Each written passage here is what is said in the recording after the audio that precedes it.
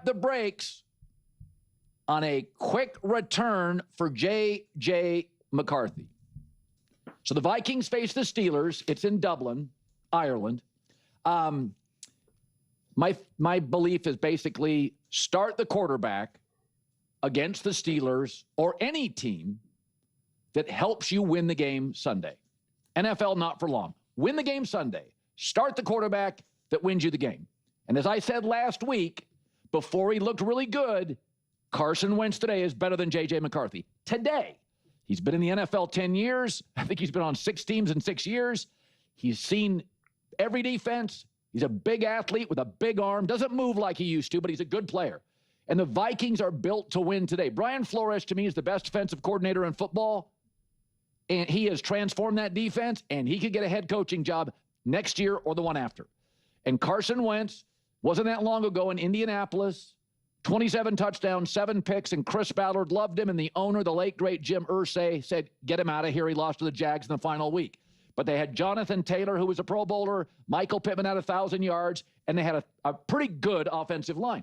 In 2017, and I know that's a while ago, but it's not that long ago, he had 33 touchdowns and 7 picks before he got hurt. And again, they had a very good roster. So like it is for most NFL quarterbacks, with Carson Wentz, he's as good as his support staff. He's not Josh Allen. He's not Lamar. He's not Mahomes. He's not Burrow. But he's a big, strong athlete who Philadelphia, Minnesota, when he's got good players around him, you can win a lot of games with Carson Wentz. And J.J. McCarthy at this point, and I think I'm being fair, doesn't really know yet what to do in the NFL. He looks overwhelmed. He looks overwhelmed, and this is bad luck. He got hurt again. So this is not college football. There's no big donor to guarantee you get snaps. Some young quarterbacks fall into Sean Payton. Some get Brandon Staley. It's not fair. What do the Vikings owe J.J. McCarthy? Well, they gave up a 4th-round pick and a 5th-round pick to move up to get him. I mean, San Francisco, with Trey Lance, gave up 3 first-rounders and went, oops, we're going to go with Brock Purdy. I mean, the best business advice I've ever been given in my life, by far. When I started my company, The Volume, I emailed like Mark Cuban and Peter Chernin, really smart guys. And they, in their busy life, I sent emails, text to people I knew, and everybody gave me the same advice. I mean, literally the same advice. Whatever works, immediately double down on it. And what doesn't, bail on it. Don't try to validate your earlier choices.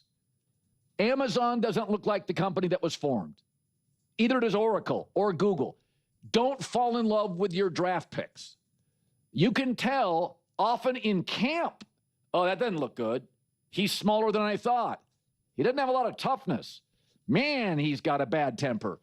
Stuff is unveiled in camp for starts. And again, some guys fall into Sean Payton. Some fall into defensive coaches who don't have a feel for offense. So it's nothing against J.J. McCarthy. He may develop into something great.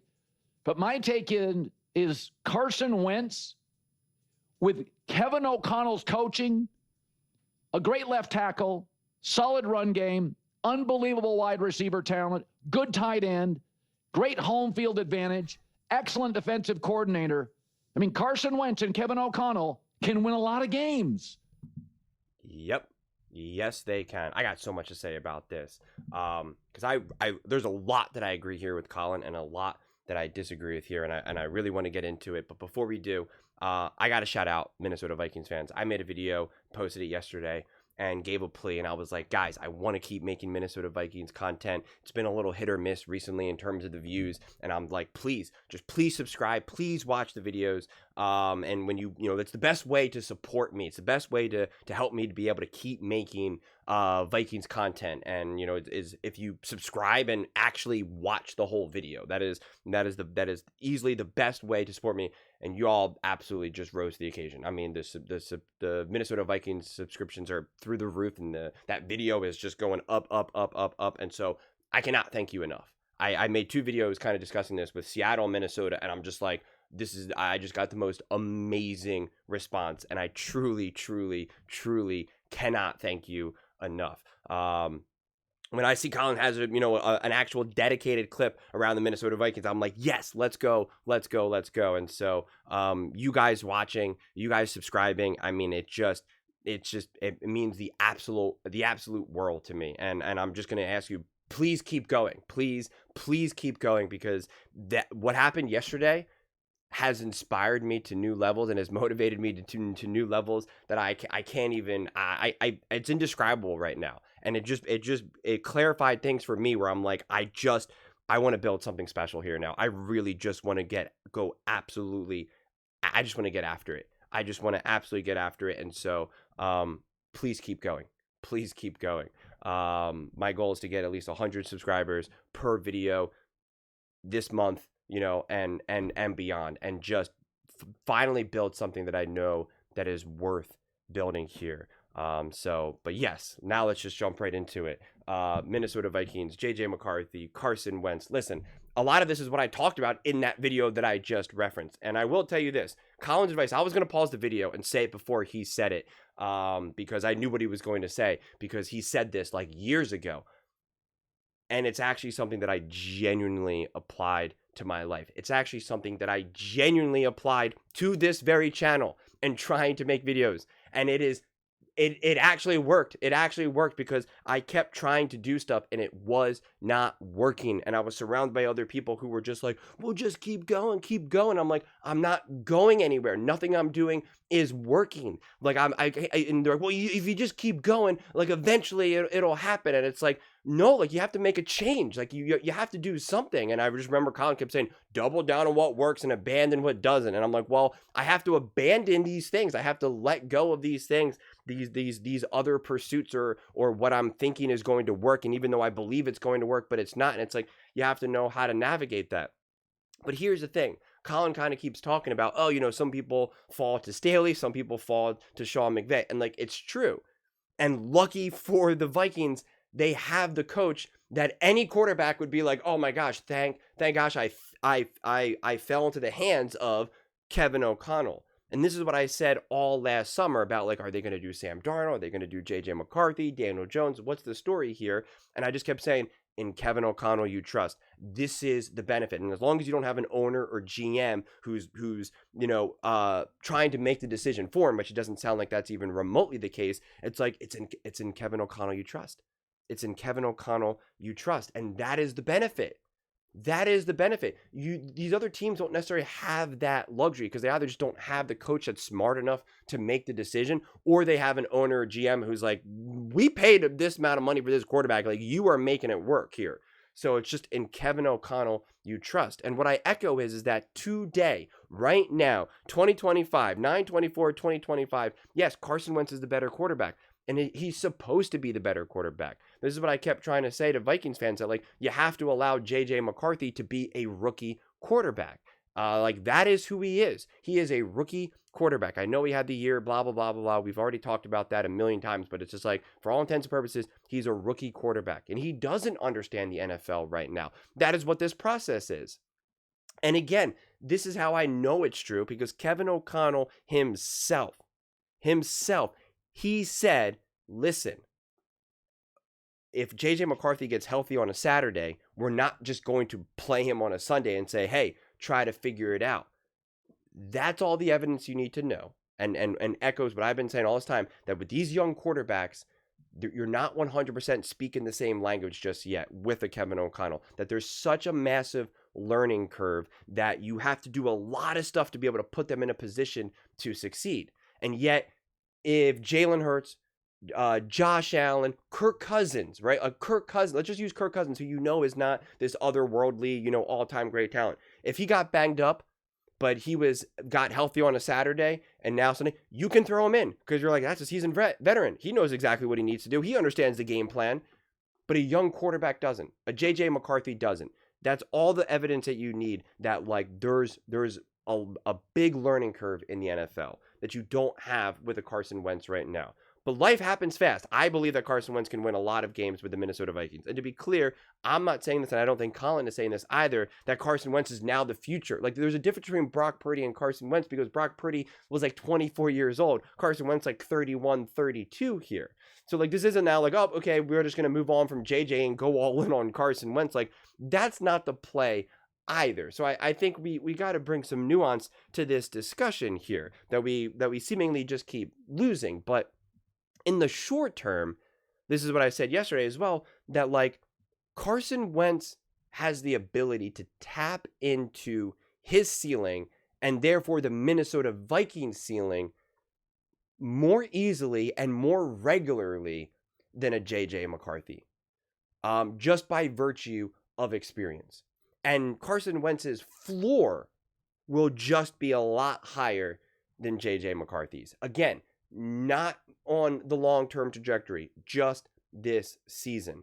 And you have to just worry about this season. And the problem for JJ and this Minnesota Vikings team is that if they keep winning, it's really hard to say, all right, we're gonna put out the quarterback now who's gonna be playing in his third game ever. It's just nobody wants that. No one's ready for that. No one wants to be like, hey, well, we gotta help. Justin Jefferson isn't like, hey, well, we gotta help develop JJ. Like, they're just like, we gotta win. We're here to win. We thought we could have won last year. We're a better team this year. Like, it doesn't matter what quarterback it is. We gotta win. That's how the coaching staff feels. That's how all the players feel. That's how ownership feels. It's just like, we got to win. But at the same time, Sunday comes around and Carson Wentz throws for 1 touchdown, interception, and a fumble. And people are like, gosh, when is JJ McCarthy coming back? We got to get JJ back into the game. So things happen fast. Things happen real fast. But what you don't want to do is find yourself in this weird situation where Carson Wentz plays pretty good, pretty decent, not perfect, right? Like, his quarterbacks throw interceptions, quarterbacks get fumbles, quarterbacks take sacks, right? Like, every quarterback under the sun does these things. And then you automatically think, oh, we got JJ in there, would be even better. Now you take Carson Wentz out. Now you put JJ back in there. He's going through his rookie growing pains. Like, he's having moments when you're just like, oh my God, that was exceptionally bad, which he's guaranteed to have. We've already seen it.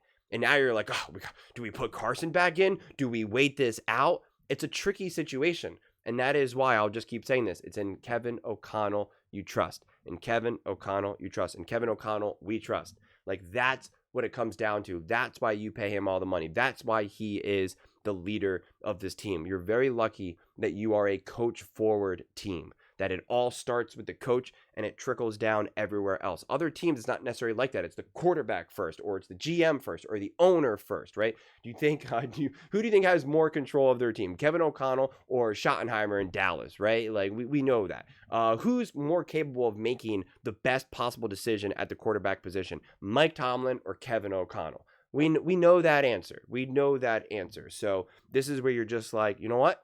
I gotta have trust that Kevin O'Connell's making the right decision. And even if it ends up being the wrong decision, at the very least, it was the most informed decision. So even if it ends up being wrong, you're like, well, I'm banking on the guy who knows the most to make the best possible decision. And if he gets it wrong, it just goes to show you how difficult of a decision it actually really was. But we'll have to wait and see. There's a reason why the Los Angeles Rams were able to instantly win when they got to Matthew Stafford. Goff is an awesome quarterback. Goff is having amazing success with Detroit, and he had amazing success, even got to a Super Bowl with the Rams and Sean McVay. But he knew in that moment of time, I'm in a position to win right now, and I need my quarterback to be at least 10% better, and we can win a Super Bowl. And you know what? Stafford is older, more experienced, and is 10% better. And that's all I need, and I can win right now and get after it. And he did. And it was the right move, and it was an incredibly nuanced move, an incredibly nuanced and difficult decision to make.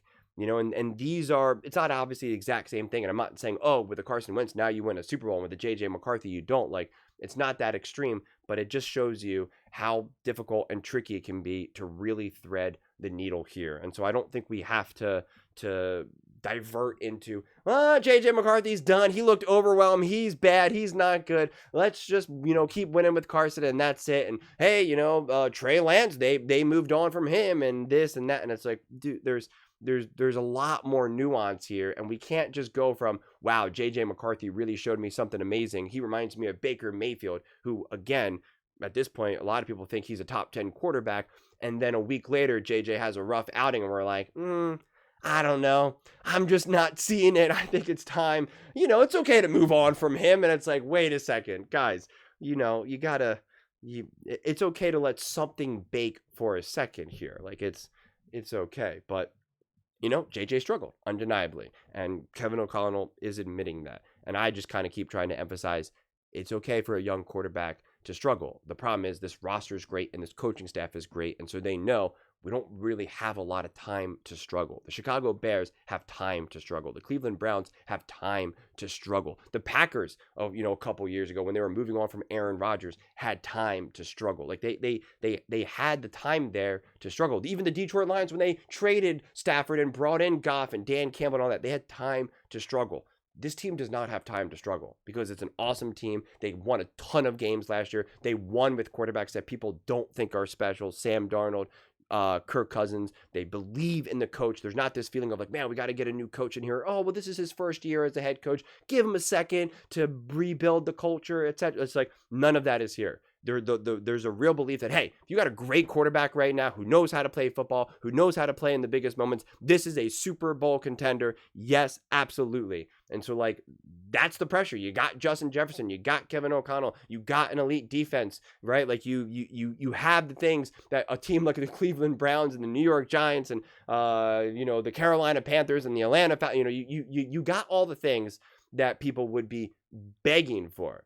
And with that, it's like, well, then you got to win. And if you got to win, it makes every little decision, just through the roof, right? The temperature and the volume is just cranked up as high as it can go. But those are just my thoughts. I'd absolutely love to hear yours. What do you guys all think?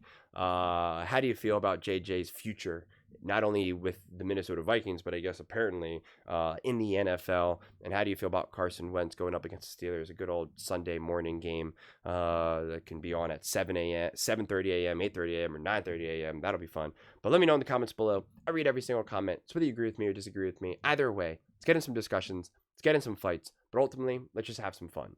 And please do consider subscribing. We are building an amazing community here, and absolutely love to see you part of it. I want to build something that we all genuinely feel connected to. Something that we're really excited to be part of. I think we're well on our way to doing it. Please don't forget to give this video a thumbs up, as it really does help with the visibility and the algorithm. Thank you so much. See you next time.